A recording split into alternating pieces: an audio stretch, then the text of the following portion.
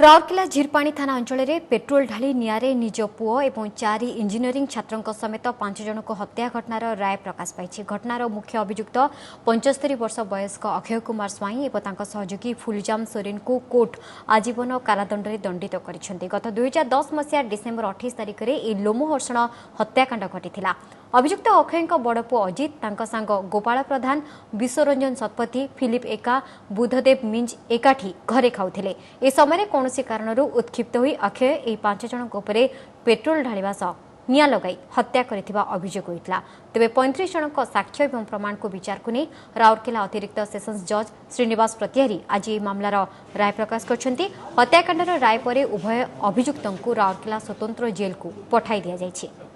ये जज महोदय 35 जन को साक्षी माने सरकार तरफ 35 जन को साक्षी आउ डिफेन्स तरफ 2 जन आधार करी आजीवन सश्रम कारादंड देले।